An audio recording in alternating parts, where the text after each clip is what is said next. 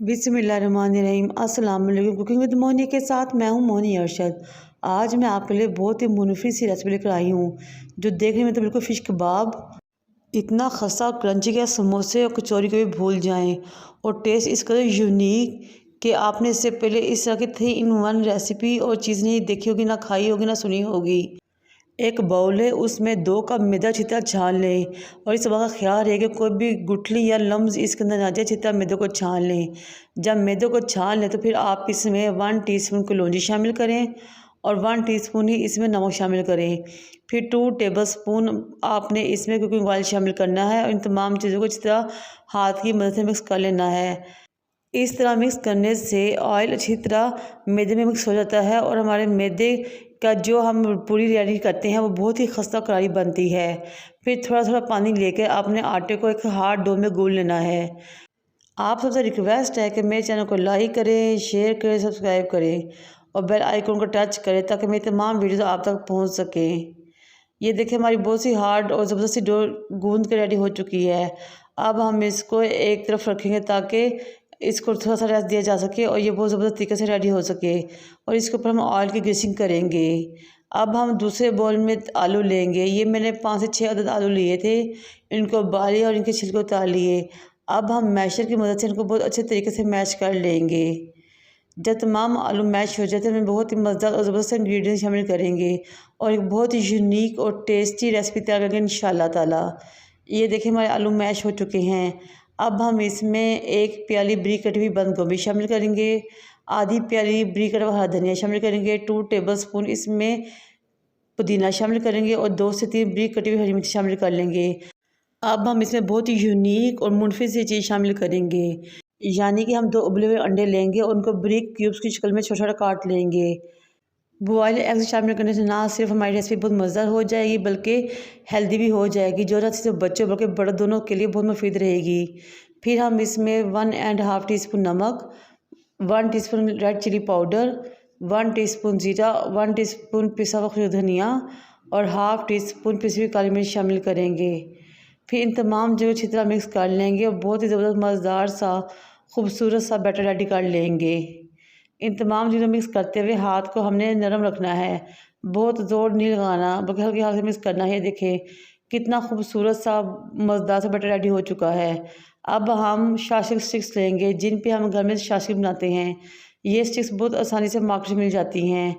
फिर हम अपने हाथ में ये अमेज़ा लेंगे, उसको कबाब की शक्ल देंगे। जब ये अमेज़ा कबाब की शक्ल में आ जाएगा तो हम एक स्टिक लेंगे और इसके सेंटर से बिल्कुल कबाब की तरह स्टिक को गुजार लेंगे और बहुत ज़बरदस्त सा कबाब तैयार कर लेंगे। इस तरह 1 बाय 1 हमने तमाम अमेज़े के कबाब रेडी कर लेने हैं। ये देखें माशाल्लाह कितने ज़बरदस्त खूबसूरत कबाब रेडी हुए हैं और इसमें बॉयल एग्स तो बहुत ही खूबसूरत लग रहे हैं, जो बहुत टेस्ट में इजाफा करेंगे और हमारे कबाबों के टेस्ट को इन्हांस करेंगे। अब हम वो आटा जिसको हमने गूंद के एक तरफ रख लिया था अगेन लेंगे। देखिए हमारा आटा बहुत अच्छे तरीके से सेट हो चुका है। इसको दोबारा थोड़ा सा गूंदेंगे, फिर काउंटर पे थोड़ा सा मैदा डस्ट करेंगे और अपने आटे को काउंटर पे ले आएंगे और एक लंबे से रोल की शक्ल दे देंगे। फिर हम इसको छुरी की मदद से बराबर हिस्सों में डिवाइड करके कटिंग कर लेंगे। इस 2 कप मैदे के अमेज़े से हमारे तकरीबन 8 बहुत ज़बरदस्त से खूबसूरत से पेड़े रेडी हो चुके थे। अब हम अपनी रेसिपी के नेक्स्ट प्रोसीजर स्टेप पर चलते हैं। मुझे उम्मीद है कि आप मेरी इस रेसिपी को ज़रूर ट्राई करेंगे, तमाम टिप्स और ट्रिक्स को जो कि मैं यूज़ कर रही हूँ फॉलो करेंगे। ये देखें हमारे कितने ज़बरदस्त मज़ेदार से बिल्कुल एरिया से 8 पेड़े रेडी हो चुके हैं।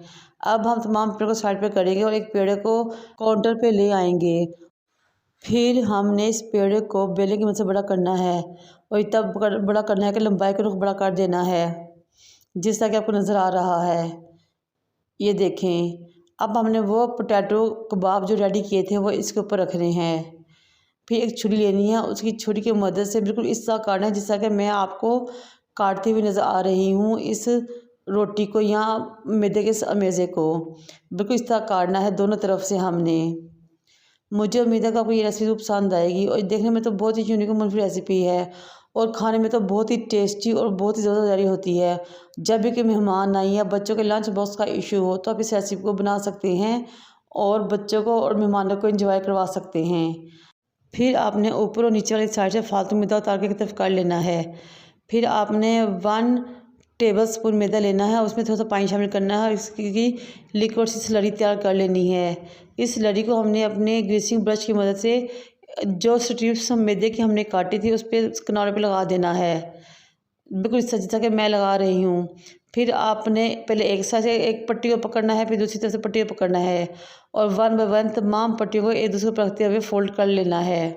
इस फिश बोन को बनाने में थोड़ी सी मेहनत तो लगती है, लेकिन ये डिज़ाइन और टेस्ट बहुत मुनफी यूनिक बन जाता है और आपकी रेसिपी को चार चाँद लगा देता है।